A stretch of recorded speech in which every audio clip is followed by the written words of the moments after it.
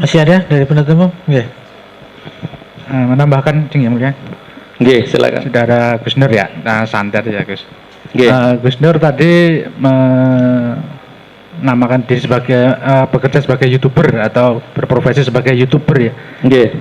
Terus membandingkan dengan media seperti Kompas, TV One. Bisa Gus Nur jelaskan perbedaan YouTuber sama seorang wartawan yang memiliki media resmi seperti itu? Apa bedanya ya? Nggak tahu saya ya, jaksa ya. Kalau persamaan dulu, nanti bedanya baru kelihatan. Mungkin sama-sama pewartanya, cuman kalau di media mainstream terikat aturan ya, terikat sistem oleh Dewan Pers atau apa gitu ya. Kalau YouTuber ini kan bebas-bebas saja, nggak ada yang mengikat. Kecuali kalau kontennya melanggar, baru YouTube membacklist, nggak boleh diterbitkan. Itu nanti otomatis. Perbedaannya kalau YouTuber bebas, nggak terikat aturan. Kalau media mainstream banyak aturan. Nanti kalau salah ditegur sama siapa itu yang tukang negur media itu, PWI atau apa itu ya? Dewan Pers. Dewan Pers. Kalau saya walaupun salah nggak ditegur sama Dewan Pers. Kalau bedanya ini Gus Nur tahu nggak kalau wartawan dengan medianya memunculkan berita, ada di situ yang mengatur undang-undang pers, yaitu dia misalkan dianggap menyiarkan berita yang tidak benar, ada semacam berita tidak harus dipidana, tapi dari pihak yang diberitakan itu bisa memberikan klarifikasi melalui media juga. Nah, sementara di YouTuber ada nggak aturan seperti itu? Tidak ada aturannya, bebas-bebas saja. Saya ngundang Pak Jaksa, saya ajak podcast, membicarakan seorang orang. Oke, saya ambil contoh yang real, yang sesuai dengan kasus ini. Kemarin sudah saya ceritakan kepada majelis hakim. Jadi waktu kasus saya di Surabaya kan, Kabid Humas Poldanya kan sering diwawancara Kompas tentang kasus saya, tapi tanpa ngundang saya, sepihak, gitu kan? Kan itu padahal media mainstream itu padahal mereka tahu hukum, kenapa nggak dijalankan hukum itu? Kan harusnya diundang juga saya, kedua belah pihak, gitu ya. Nah, intinya gini, di wartawan yang memiliki media dilindungi oleh undang-undang pers. Ya. Iya. Nah, sementara setahu saya begitu. Tidak ada undang-undang tentang kalau YouTuber setahu saya nggak ada. Ya. Paling kalau kontennya melanggar, ada pengumuman dari YouTube, konten Anda melanggar, udah tiba-tiba nggak bisa terbit gitu aja. Artinya kalau YouTuber melakukan pelanggaran yang diatur di dalam undang-undang pidana umum lah, bisa dilakukan pidana, sementara di wartawan dilindungi undang-undang pers dengan harus ada klarifikasi dari pihak yang diberitakan. Setahu saya walaupun wartawan ataupun reporter televisi yang resmi sekalipun, kalau dia melanggar hukum, ada yang melaporkan terkait berita, bukan hukum yang lain ya. Oke, dan ada yang melaporkan, setahu saya bisa kena delik, gitu kan? Jadi kalau saya wartawan Kompas TV, saya bikin berita menyebut nama orang, terus kemudian ternyata hoax, orang yang saya sebut itu melaporkan, bisa. Oh, menurut Anda bisa ya? Ya, menurut saya. Ya. Terus kemudian terkait kesimpulan dari posting dengan Bambang Tri, Pak. Apakah Gus Nur saat itu kemudian melaporkan Pak Jokowi ini yang dibilang jasanya palsu dengan Bambang Tri ke pihak yang berwajib, maupun ke polisi, baik ke DPR maupun ke misalkan Ombudsman yang merupakan lembaga yang menerima kritik atau laporan dari masyarakat tentang pejabat yang melanggar aturan. Jadi gini. Atau hanya berhenti saja di YouTube tersebut sudah selesai. Jadi gini, Pak Jaksa ya. Video Bambang Tri itu kan viral di akhir Agustus. Sudah viral di Facebook ada, di IG ada, di YouTube ada. Tembak kepala saya. Kalau ijazahnya Jokowi itu nggak palsu. Itu kan saya belum terlibat waktu itu. Sudah viral duluan. Jadi seharusnya pertanyaan Anda ini bagus ini. Harusnya waktu itu sudah diproses saja waktu itu. Tidak usah nunggu saya. Wartawannya dipanggil, ya kan? Bambang Trinya diambil, diproses, diselesaikan waktu itu. Tapi kenapa videonya Bambang Tri itu liar selama akhir Agustus itu? Nggak diapa-apain. Gitu kan? Gitu majelis yang mulia ya. Jadi ada kelilingan wartawan waktu itu. Coba dilihat videonya itu. baru saya yang memanggil. Belum ada yang lapor. Belum ada yang lapor gitu kan. Gus Nur sendiri yang dilaporkan. Nah, harusnya kalau hukum ditegakkan atau apapun motivasinya presiden, apapun motivasinya polisi, apapun motivasinya sistem di Indonesia ini, hukum di Indonesia ini, kalau memang menegakkan keadilan, jangan nunggu berminggu-minggu, menit itu juga ciduk, proses, tegakkan. Intinya pertanyaan saya tadi, apakah terdakwa Gus Nur kemudian ada inisiatif, oh ayo kita laporkan nih, karena ini udah melawan hukum, udah memalsukan dokumen, memalsukan ijazah. Hampir sama seperti itu, cuma tidak seperti itu. Motivasi saya udah kalau gitu tak panggil aja. Nggak ada saya berpikir lapor polisi itu, karena memang mindset saya itu, saya males berurusan dengan polisi. Anda tahu, semua tahu, saya dicaci maki orang di YouTube itu, Gus Nur anjing, Gus Nur gila, Gus Nur dajjal.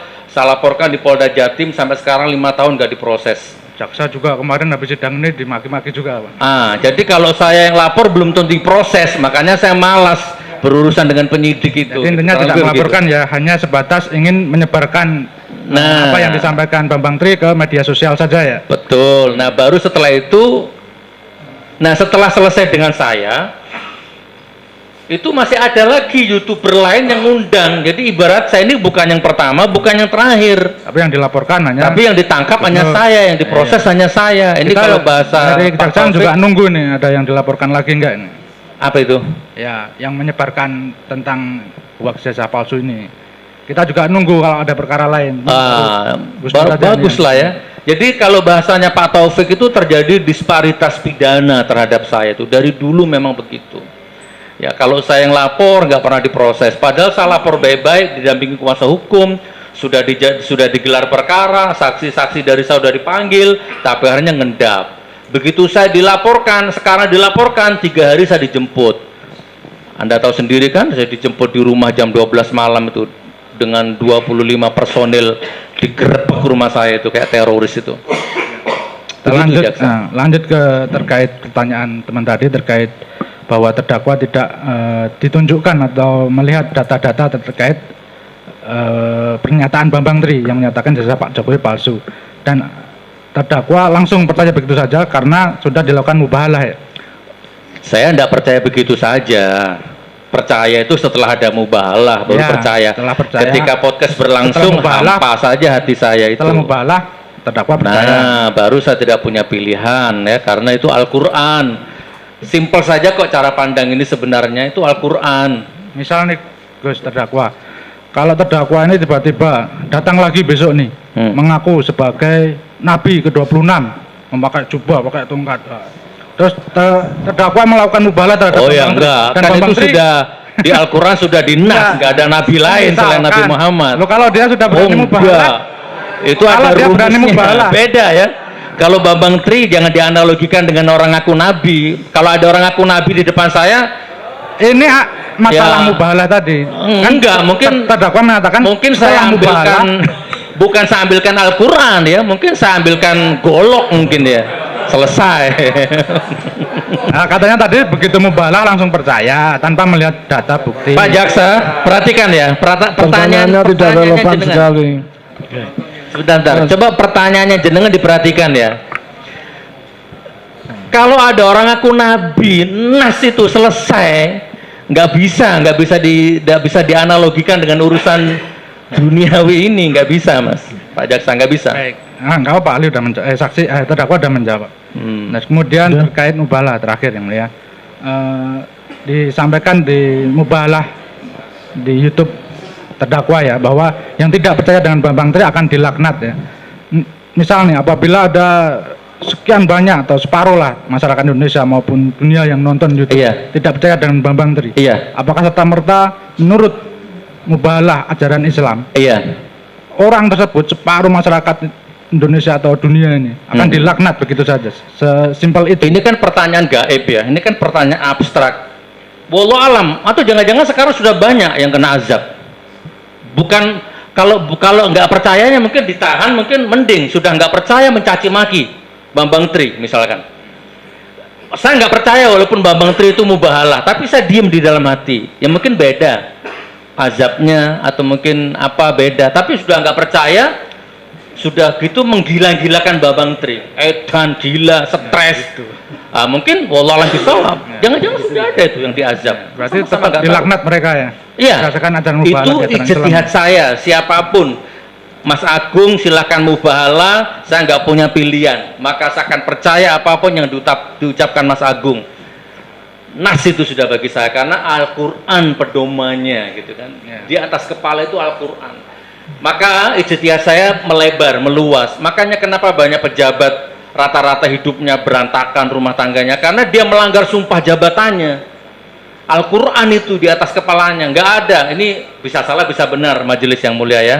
Ini bisa salah bisa benar, tapi kan mungkin 80% pejabat yang disumpah dengan Quran, masa pensiunnya atau mungkin pasca pensiunnya atau mungkin sebelum pensiun sudah hilang keberkahannya. Anaknya narkoba, selingkuh istrinya, kecelakaan macam-macam. Itu kan bentuk azab daripada mempermainkan Al-Quran. Gitu Mas Agung, itu ijtihad saya. Nah, sekarang terkait keterangan dari ahli agama yang kita hadirkan kemarin ya. Baik. Bahwa mubahalah itu harus 2 orang. Oke. Sehingga yang dilaknat itu ya orang yang hadir di situ. Nah, sekarang pendapat ada perbedaan pandangan. Oke, saya jawab 2 poin ya. Pertama, oke, saya ikuti logikanya jaksa atau logikanya saksi agama dari jaksa. Nah, oke lah, rukunnya kurang karena nggak dua belah pihak.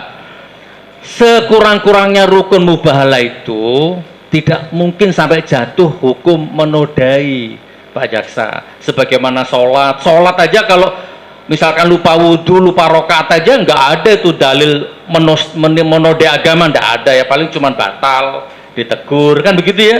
Sama mubahalah itu kalau mau saya pakai logikanya jenengan, oke, saya setuju,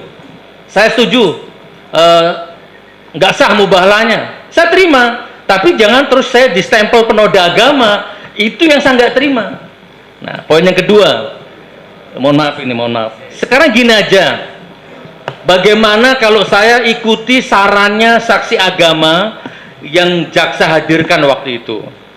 Waktu itu saksi agamanya mengatakan begini, mubahalah itu harus 2 orang, dua pihak, dan harus dilakukan di pengadilan di depan hakim. Itu yang ngomong saksi agama, bukan saya. Ada hakim ya. Nah, bagaimana kalau seandainya itu sekarang diterapkan? Siapa di ruangan ini yang tidak percaya? Gini, saya demi Allah bukan penoda agama. Nah, sekarang siapa di ruangan ini yang tetap memaksa menuduh saya penoda agama misalnya? Mumpung ada hakim, mumpung ada 2 belah pihak, bagaimana kalau sekarang kita mubahalah di sini? Siapa yang dusta dia dilaknat. Saya bukan penoda agama, saya bukan penista agama. Hidup mati saya demi menegakkan agama. Anak saya hafal Quran, ya. Hidup mati saya untuk menegakkan agama Allah, mana mungkin sama noda agama. Jadi kalau misalkan, mohon maaf ya, Pak Jaksa, Pak Penyidik tetap ngotot Gus Nur penoda agama, ya sudah, daripada buntu, ayo mubahalah di depan Pak Hakim, tempat terserah di mana. Mohon maaf Mas. Gitu kurang lebihnya Mas. Masih ada? Terkait Kembali kembali lagi dibatasi ke pertanyaannya satu lagi. seputar dakwaan aja Pak Jaksa ya, biar jangan terlalu melebar ke masalah agama. Terdakwa tadi mengatakan hafal Al-Quran ya, terkait ayat Al-Hujurat ayat 6, bisa ahli jelaskan nih terkait dengan saya belum hafal, apa? Tentang apa? Ya, saya bacakan artinya. Silakan. Ya. Hai orang-orang yang beriman, jika datang kepadamu orang yang fasik membawa suatu berita, maka periksalah dengan teliti agar kamu tidak menimpakan suatu musibah kepada suatu kaum tanpa mengetahui keadaannya yang menyebabkan kamu menyesal atas perbuatanmu itu. Baik. Apakah sudah melakukan Mas Bambang Tri itu orang fasik? Saya ikuti logika ayat itu. Anggap saja Bambang Tri itu orang fasik. Kan sudah saya undang, saya tabayun. Nah, kemudian fokusnya periksalah dengan teliti. Nah, apakah terdakwa sudah melakukan pemeriksaan dengan teliti? Podcast itu termasuk memeriksa dengan teliti hampir 1 jam itu.